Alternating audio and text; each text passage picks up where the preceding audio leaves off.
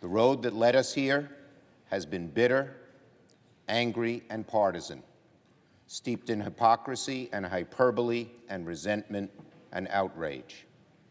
From start to finish, President Trump's nomination of Brett Kavanaugh to the United States Supreme Court has been one of the saddest moments in the history of the Senate.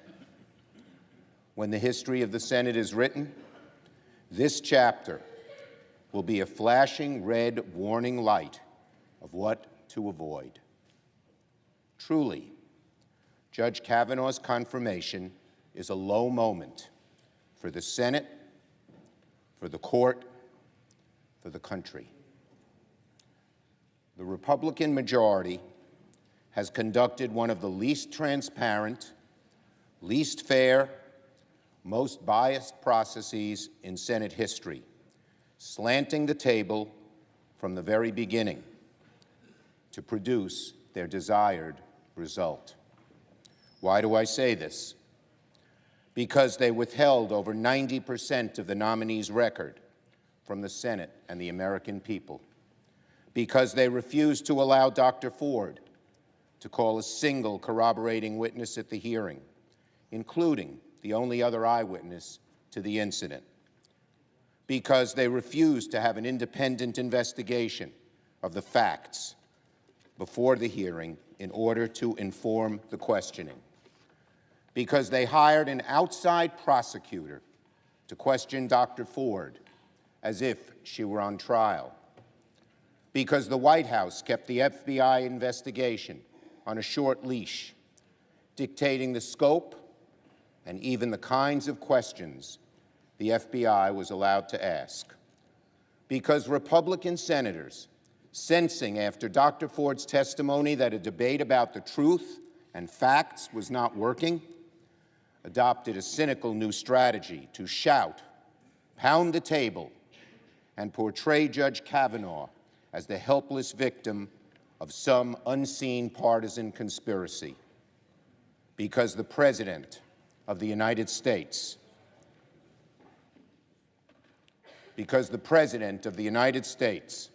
stooping to new depths, even for him, chose to stand before a crowd of thousands and cruelly ridicule a survivor of sexual assault.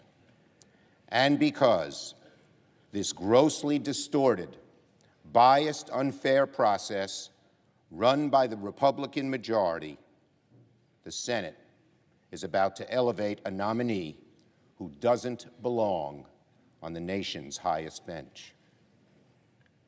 Now, why doesn't Judge Kavanaugh belong on the bench in the nation's highest court?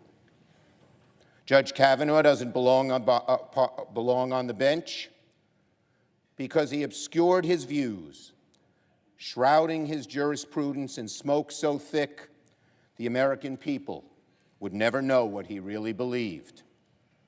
Judge Kavanaugh doesn't belong on the bench because he was chosen by a president and a far-right organization, both dedicated to overturning and undermining Roe v. Wade, and he did not a thing to refute the presumption that he would want to overturn it too. Judge Kavanaugh doesn't belong on the bench because he was chosen by far-right organizations that are bent on repealing health care protections for Americans with pre-existing conditions, and he did nothing to refute the presumption that he would too. Judge Kavanaugh doesn't belong on the bench because he believes that presidents should not be subject to investigations of any kind while in office, a distortion of our founding principle that no person is above the law. Judge Kavanaugh does not belong on the bench because his jurisprudence is deeply skeptical of environmental protections, consumer protections, workers' rights, civil rights, LGBT rights, and rights of treaties and agreements with Native Americans, and a host of other hard-earned rights. Judge Kavanaugh doesn't belong on the bench because he has repeatedly misled the Senate, putting into serious doubt his credibility and a judge must be credible, believable, and honest, above all. Judge Kavanaugh doesn't belong on the bench because he is an extreme partisan, something we have seen from his earliest days in his career and reconfirmed when he gave one of the bitterest, most partisan testimonies ever presented by a nominee. Judge Kavanaugh doesn't belong on the bench because of his injudicious demeanor. His partisan screed will go down ignominiously in history, and made it clear it would be virtually impossible for him to rule impartially on the Supreme Court. Judges must be temperate, judicious, even-handed. Judge Kavanaugh is anything but.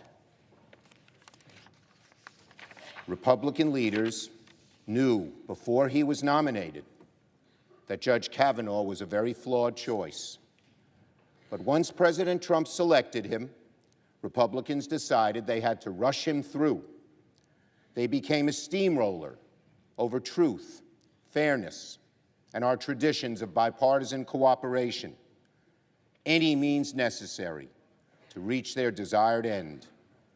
They blamed Dr. Ford and Democrats for Judge Kavanaugh's flaws.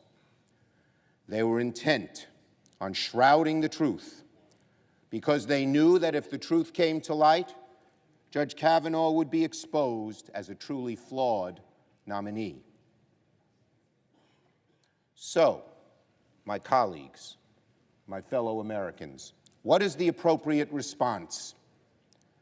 Our country needs to have a reckoning on these issues, and there is only one remedy. Change must come from where change in America always begins, the ballot box. So to Americans, the so many millions who are outraged by what happened here, there's one answer: vote. If you believe Dr. Ford and other brave women who came forward, and you want to vindicate their sacrifice, vote. If you believe the Supreme Court should uphold women's rights, vote. If you believe the Supreme Court must protect health care and our pre-existing conditions that are protected now, vote. If you believe the Supreme Court should defend workers, consumers, the environment, civil rights, native populations, vote. If you believe the Supreme Court should be a check on an overreaching president, vote. If you believe the process here in the Senate was a sham, and you believe Americans deserve better, vote. If you believe that Supreme Court justices should conform to the highest standards of character, impartiality, temperament, and above all, honesty and credibility, vote. I understand, I share the deep anguish that millions of Americans are experiencing today.